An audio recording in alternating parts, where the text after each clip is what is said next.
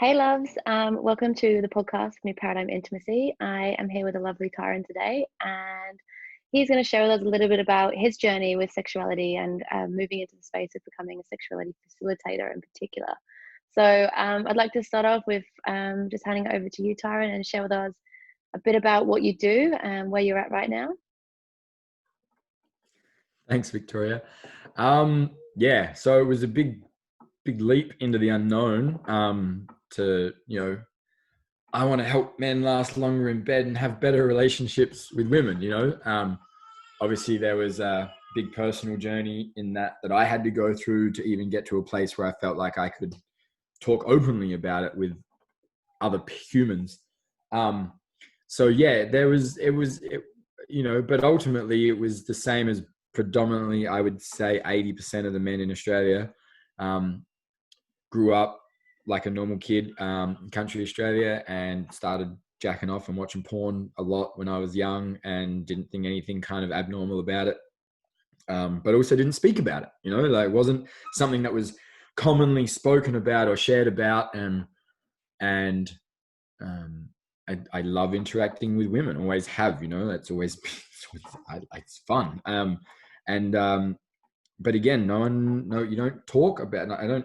I never learned how to do it. I never had any guidance. My dad wasn't very good at communicating, still isn't.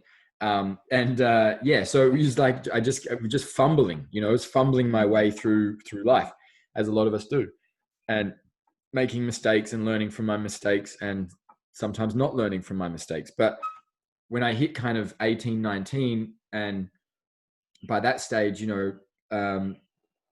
the society that I was a part of, my culture, was dictating was telling me what was right and wrong, and one of the funniest things I like to say in my workshops or when I coach men or anyone really is like, what's the most sensitive part of our body when we first start masturbating? And it's our ears, right? Because we're in our bedrooms waiting to see if mum and dad will hear us when they walk down the hallway, right? Like, it's like we can't even enjoy the pleasure in our own body when we're learning about it because we're ashamed of expression.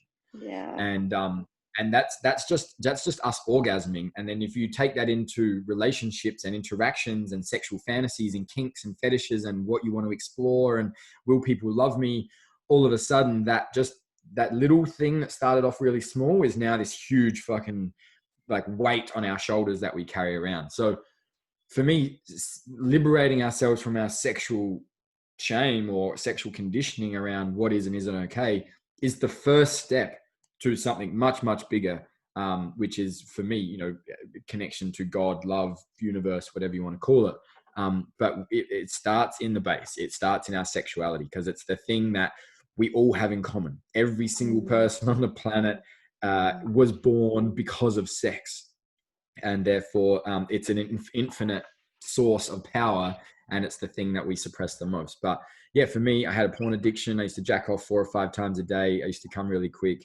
I didn't do intimacy well. I had a broken heart when I was very young, and I pretty much didn't open it again for most of my adolescence and early 20s. So yeah, that's kind of my journey in a nutshell and why I'm passionate about doing this. And it's also to help people get over their sexual stuff so they can focus on other things and use that energy for creating the change in their life that they want to change, that they want to create. Amazing. I love that. And so I've known Tyran for quite some time. We attended sexuality training together back in maybe 2017 or 2018. And back when I just met you, you'd kind of just left like Soldier House, left like the building site, was really like entering this world of sexuality. And I just want to know a little bit more about that journey that you went through, of like what it was like to let go and jump into this very unknown field, very new paradigm field that we are now operating in today. Yeah. So, I mean, I grew up playing Aussie rules football and was a bricklayer in construction for a while. And then after a heartbreak at 26, got a job out in the mines for a while.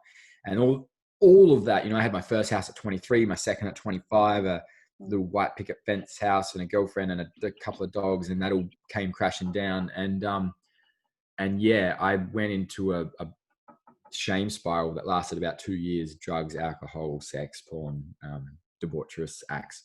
Mm. And it led to a breakdown where I had to go on some form of journey to fucking become comfortable with who I was again, which I'd lost along the way. And yeah, I did that for a year in Europe. I came back, I got into yoga, and then I became a yoga teacher and a bricklayer, which was pretty abstract for most people in my world as it was, you know, like I was this debaucherous, like womanizing fucking bricklayer from Adelaide for a long time. And then to tell everyone that I was now a vegetarian yoga teacher, bricklayer, just blew people's minds. But the one thing about yoga was it didn't really work with sexuality. And I'd started to do a little bit of Tantra and practice things. And then I went on my first sexuality training, not where I met you, it was just before I met you. And that blew me open. That was like, yes, sexuality and spirituality. This is my thing. This is my juice. And yeah, it liberated me a lot, you know, and I came out of that and I started talking to everyone about sex, and I'm more like, I didn't care what people thought, you know, I liberated my own shame around it. And I mean, I was already pretty sexually active and debaucherous in areas, and like I had kinks that the boys would make fun of that, you know, I didn't care about so much, but that was all done in the shadow, and it was done in a way of me kind of like dictating my prowess among the footy boys. Whereas once I'd liberated that, I was actually doing it from a place of, actually, it's just what I enjoy and it's fucking amazing. And if you enjoy something, you should express that as well, you know, not me trying to prove my whatever.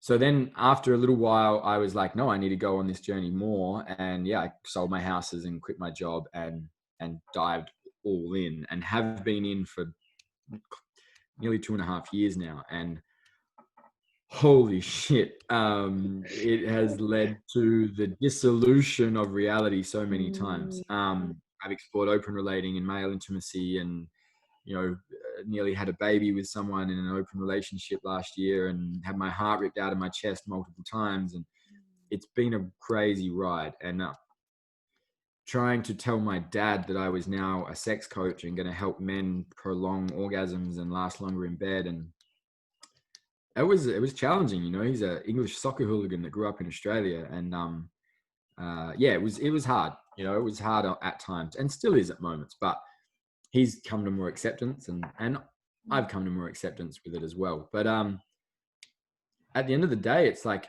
I had no choice. You know, it was actually like when I had awoken this thing inside of me, I didn't have a choice whether I did it or not. I had to do it, you know. And you could say that it was a part of my soul that had been screaming for a long time, that was like, no, this is what you have to do. And yeah, that's led to me, you know, started speaking about it online and creating an audience, and people were asking for advice, and that turned into coaching, and now turns into mentoring. And, you know, now well, not right now because of the virus, but I run, you know, retreats and workshops around the world. Yeah, you know, it's liberation. It's all it is, you know. For me, it's a sense of liberation. I'm not trying to heal anyone. I'm not trying to put back together your broken bits and pieces. It's a liberation, and it's a realization that you were never broken in the first place, you know. And yeah, that's kind of where I'm at with it. As far as, you know, it was challenging to surrender something that I know worked, which was working hard and earning a weekly wage and, you know, paying rent or paying a mortgage, to surrender to the mystery of what happens if I let go of structure, you know. And if you look at structure being the masculine form and the flow being the feminine, for a very masculine man to, you know, my environments had brought me up that way, to surrender to the mystery of the feminine flow was really fucking hard. Yeah, beautiful. Yeah, I'm really feeling your parts of like how much self-acceptance you would have had to come to in yourself to share that with your dad, you know. Like, been similar growing up for me, you know, British family, very you know, closed with their views on these things. And similar for me, found yoga and then found then that sexuality was not as part of that. So yeah, it's like that process of really stepping in. I think it's really powerful, and I'm really excited that you know, really come out and done so much, because, you know, it is there is a rarity of, you know, seeing the men from the building sites that are able to get through all of that conditioning to get to the other side. So I just want to acknowledge you for that. I think it's super powerful. Thank you. And yeah, like the process, you like you said, from like the building site to you know, sharing male intimacy and being able to hold, I won't say hold space, like facilitate other people in their sexual experience without being a part of that. You know, this is something that I speak to a lot with men is, you know, how do you witness somebody in their sexual expression without feeling that be an invitation, or without feeling uncomfortable in yourself because someone's opening up in that vulnerability? What was that like for you? Yeah, so that's a great question. Because what I've found, you know, depending on the man that I'm working with specifically, a lot of men and some women, they kind of vomit in the mouth a little bit when you say that they have a feminine side, because men are from very young age, don't be a girl, be a man. You know, from as early as we can remember, that's don't be a girl, be a man. So not only is it's not only is it don't be a boy, be a man, but don't be a girl as well. Don't be a girl, don't be a boy, be a man. And it's like this, and then a man is this, right? And when unfortunately a lot of us get our sex ed from porn, that's our identification of a man sexually, not necessarily in life, but sexually. We know it's not the only way a man can be sexually, but when the male dominated environments, unhealthy male dominated environments are continuously kind of penetrating you with like this and this and this, you quite often you succumb to it and you do it because it's what everyone, the more you do it, the more acceptance you get, the more praise you get. So and footy clubs and construction sites or sports clubs and construction sites and any kind of male dominated environments tend to breed some form of competition around sexuality with women. And what this does is it sends us, so what I like to do, instead of saying masculine and feminine, I like to say animal and heart, right? So men have this animal, its primal essence, which is really good, and we need it. It's hot, it's attractive, it's safe, it's strong, it's powerful. It's all the things that women really like about men when it's healthy. When it's unhealthy, it's all the things that are unsafe that women, all the negative aspects of men that they project onto us, and men project onto other men also. And then we have the heart, and the heart is our sensitive side, our soft side, our compassionate, our nurturing, like our integrated father side that wants to protect and, and nourish and feed and support. And in healthy, it's great. And in the unhealthy, it's like the pushover, the walkover, he's not in his balls. He has no power. So you can do masculine and feminine, or you can do animal and heart. And when I do animal heart, what this does, when these unhealthy male circles, is it pushes us into our animal and away from our heart. And then when we spend so much time in the animal, it's just where we get stuck, and we don't bring that animal up into the heart. So when a woman is in her sexual expression, that activates our animal, our primal, like, I want to fuck mode, and we start to get aroused. And because no one has guided us, shown us, taught us, spoke to us about how to bring that energy up into our heart so that we are coming with love rather than coming with penetrative force from our animal, we don't know how to do that. And so it overrides everything that we have. And what I see is a lot of men stuck in this unhealthy animal expression, unable to manage their sexual energy, whether when they're around attractive women or women in their sexual essence, because that's the only thing they've run for years, is this unhealthy sexual predator energy. And we see it with the Me Too campaign and all these women coming out saying they've been sexually assaulted and raped. And it's great for the awakening of this unhealthy aspect of humanity. But at the same time, it has also made men scared of this part of themselves. And so we're kind of caught in this limbo now. Like, we know women like it, we know it's a part of us, but we don't want to overstep boundaries. So, depending on where you are on your own personal journey, and with the ability to look at these conscious or unconscious parts of yourself, it can be hard. It can be challenging. Well, do I engage? Do I not engage? Do I communicate? Do I not communicate? Is she a yes? It feels like she's sending the signals, but also maybe she's just in her own, it can be challenging, and there's no education for it. There's no information. There's no training. It's very much out there, but it's not mainstream. It's not taught in schools. It's not passed down from parents very often. It's not, you know, taught on a broad spectrum of adolescence, which is when it's really needed. You know, we need to teach boys at 13 to manage their sexual energy. 100% agree. That's like, it's yes, there's a lot of layers, isn't there? This is what I was like coming up against. I wanted to share this information. I was like, where do you even start? Because, you know, what is it going to take to integrate you know, more of men showing up in the space of sexuality, when there is like, you know, I imagine if I was a man with all the things I'm hearing from my male clients, like the amount of fear that there would be just to step forward into actually just owning all the parts of what it means to work in sexuality, the amount of conditioning and the layers to actually step through, and the projections and the opinions. So I guess a question I'm curious of is like, what do you feel like is the biggest thing that you're coming up against with your male clients, like around their sexuality? What's like the predominant theme at the moment?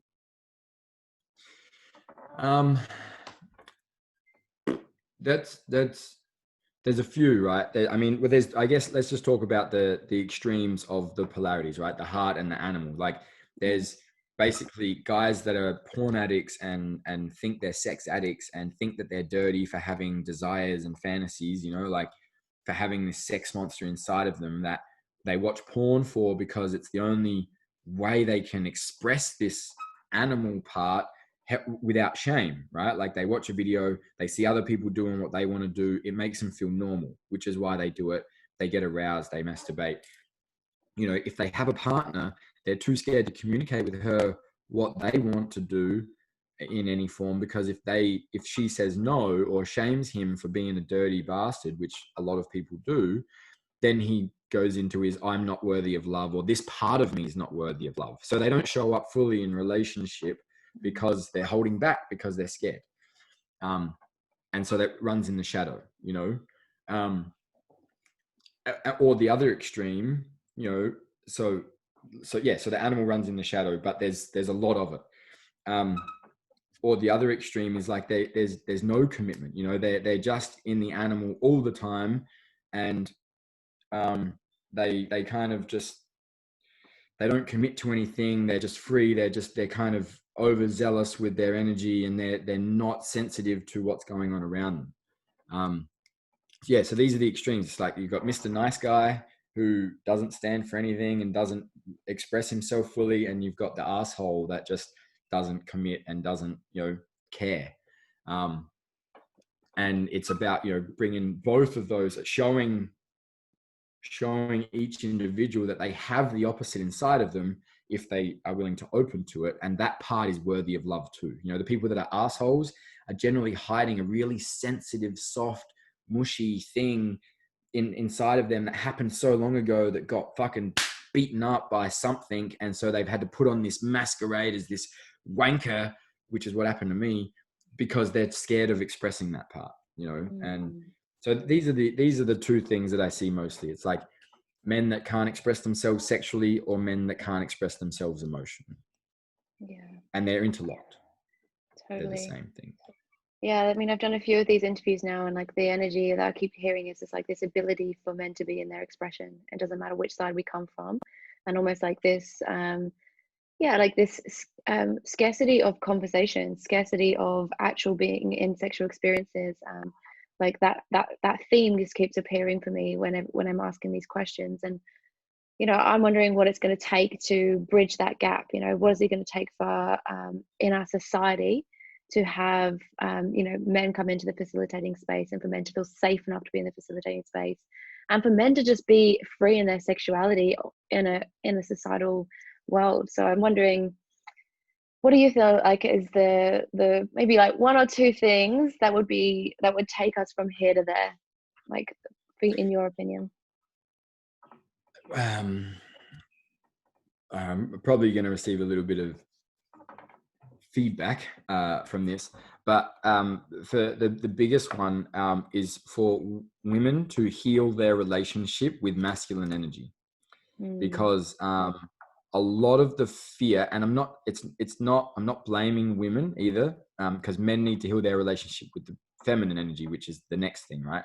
But there is a lot of fear from men in expression to women in whatever form, you know, whether it's vulnerability or penetrative force, around how it will be received. And that's different for every woman because she's had different experiences with masculine energy or men in her life. So every woman has her own flavor, right? You're with one girlfriend and she tells you you're too strong, too dominating, too penetrative. You're with another girlfriend, she tells you you're too soft, too vulnerable, too weak.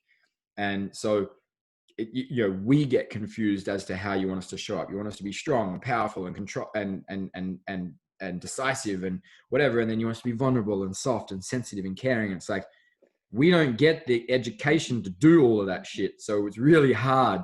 So for women to heal whatever pain, whatever trauma, whatever, I don't even like saying trauma, whatever pain, whatever scars they have towards the masculine energy, to do some work on that, so that when they relate with men, they can love that man as he is fully. And it doesn't mean that like let him do all of his bad shit, but it's like love him as he is, because that's the biggest thing that humans need in general, is to be loved as they are. And for a woman that has done her, you know, so basically strong feminists that believe that men are the problem, or that believe that, you know, the feminine needs to be risen more and that will heal the world and stuff. It's like, well, yes, and the masculine needs to be healed too. The masculine, you know, it's not like what we see is a lot of unhealthy masculine in the world. It doesn't mean that it needs, feminine needs to rise. It also needs that the masculine needs to integrate more. So if women to heal their relationship with masculine energy will go a long way into supporting men to express. And then the second one is the polarity of it. For men to stop blaming women or feminine energy for, like, you know, because the more we blame the opposite, the more we polarize into what we already are. So if I'm a man blaming women, I'm going to hold the masculine point more to prove that it's better. And we see it so often in it, you know. So if men can heal their relationship with the feminine energy and learn to trust and love and, you know, and nourish and nurture the feminine energy within and without, then women won't be as, you know, blaming and judgmental on men as we think they are, or as we experience that they are. And this is how we collectively heal a lot of that stuff, you know. And unfortunately, a lot of relationships that we're born into, our parents or, you know, whatever, have a lot of unresolved issues with the polarity, with the opposite sex, the opposite energy. And therefore we witness that firsthand. They don't even have to tell us, but just by witnessing their relationship, we inherit that information. So, you know, yeah, they're the two main things that we can do to help overcome and kind of heal that. But I mean, otherwise, just get comfortable in your own skin, you know, liberate yourself from whatever story you have that you're not okay as you are. Because if you're okay with you, then you're going to attract people that are okay with you. And that's all. Like, not everyone's, we live in a fantasy world. If you think that 7.5 billion people are going to love 7.5 billion people, we're not going to get there. Not in this generation.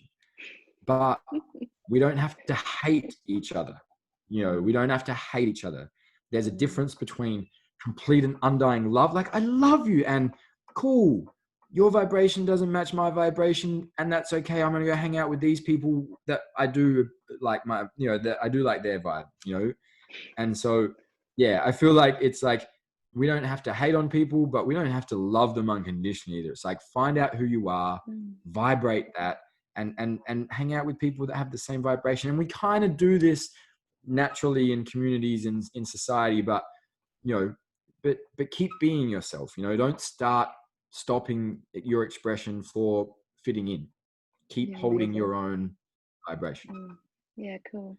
And is there any like one like task that you could give a man to really just start this journey with his sexuality, or like deepen his journey with sexuality? Is there anything that you would give him? Sound, breath, and movement. It's simple. Like when yeah, you know, like simple. And this is not for men. This is for women. As you know, everyone. You would teach the same. I'd say that quote every day. Sound, breath, and movement. And I mean, I still practice this every time I self-pleasure. I still have resistance to like, I live in a treehouse right now in the middle of fucking rainforest. I have no neighbors. And yet when I self-pleasure, my default after 5 years of this is still to be quiet, right? And that doesn't mean it's bad. I don't have to scream every time, but my default is to be quiet. And when I orgasm, to contract and to hold my breath. Like, it's still my default. And that's probably got something to do with the last 12 months of pain in relating I've been through. But sound, breath, and movement, like, you know, as a man, when I started jacking off, and I started, you know, I would jack off like 4 or 5 times a day when I was 14. And it was like, and I hold my breath. I tense my muscles. I pull really hard. I don't make any noise. And all that does is create contraction in my system. So sound, breath, and movement, like, if you want to get better at sex, if you want to be more liberated in your expression, start doing it all the time. Like, start relaxing your body, start breathing deeper, start making more noises, especially when you self-pleasure. And you know, a real good one is take notice of how often your asshole is clenched and relax it. That is really great. It is the tightest place on the male body and probably on the human body. And we, as general humans, generally have very tight assholes all the time. So notice when it's contracted and consciously relax it and feel your entire energetic system just like, oh wow, like, you know, just relax and let it open up. And yeah, but sound, breath, and movement. Get comfortable making noises and moving in weird shapes and expression, and definitely sound, breath, and movement. Amazing. I love that. Thank you. And I have one last question for you. What is the biggest like, you know, what I believe is that, you know, when we work on our sexuality, we see big changes with our career, our finances, our love life, our relationships with our parents, with everything in our world. What is the biggest transformation you've had since starting the work in sexuality? Oh, what's the biggest transformation I've had in you can come in, that's fine. Are you sure? Yeah, I'm on it. Yeah, it's fine. It's a little baby. We got a baby in here and I can't keep her outside. The biggest transformation I've seen in when I since started working in my sexuality. It's hard. There's been so many. I don't know if it's something as simple as like money or okay, actually, do you know what it is? No, this is interesting. It's my desire for a family. So before, I had a lot of love inside and I didn't know how to express it. And so my desire for a family was really strong because I wanted a channel to give that love to. And since working in sexuality and learning that I can give my love to many, and that doesn't mean having sex with everyone, okay? What that means is an ability to express my emotions to anyone and everyone, whether it's a guy that I'm interviewing for a call, whether it's someone in my mentorship, whether it's my mum, whether it's you, Vic, or, you know, whatever, no matter who it is around the world that I've become friends with or acquaintances with or whatever, my ability to connect with them has become so much deeper that my desire for a family has become substantially less because I don't seek a channel for me to express that love somewhere. Because it's coming out of me more freely. And what that does is creates more abundance in every aspect, you know, like, yes, it creates more money. Yes, it creates more freedom. Yes, it creates more friends, more friends. I feel a family. And, you know, after this last year, I have now come full circle back to desiring a family, like a child. The baby that's here is not mine. But it comes from a place of actually, I'm not seeking a family to fulfill my own wounded self-love pains. I'm seeking a family because it's actually what I really, really want more than anything in this world. Yeah, wow. So imagine the impact that will have on the family that you do have. That's super exciting. Yeah, it's not me trying to force my love onto my partner or onto my children. Because I don't feel loved. It's me actually loving with all of the knowledge and wisdom and insights that I have now. I'm not going to try to make my children something that I wasn't. You know, I'm going to let my children be their full expression of themselves and love whatever type of adult or like human they become. Amazing. So good. Wow. Thank you for everything you've shared today. I think it's so powerful, and I'm just really excited to share this with more men and more women so that we can get this work out there into the world that's just absolutely like changing the paradigm. So I'm excited. If any of our men listen to this that are interested in doing this work, please reach out to me. We have the Institute of New Paradigm Intimacy for Men coming up. And is there anything you want to share, Tyran, about how men can get hold of you if they want to speak with you? Yeah, so Tyran Mowbray on Facebook, Instagram, and my website is almost finished. It's something that I struggle with, being a bricklayer, the technology side of things of this job is challenging for me. But yeah, tyranmowbray.com, Facebook, Instagram, I've got videos and tutorials and all that stuff. I run a men's mentorship. It's about to finish. We're going to run it again in a couple of months' time. Yeah, it's a huge 4-month initiation into men's work and sexuality and emotions and relating. And so check me out. I'm happy to work with anyone and everyone. Amazing. Cool. Thank you so much for coming on, and I will speak to you very soon. I love you a lot. Bye.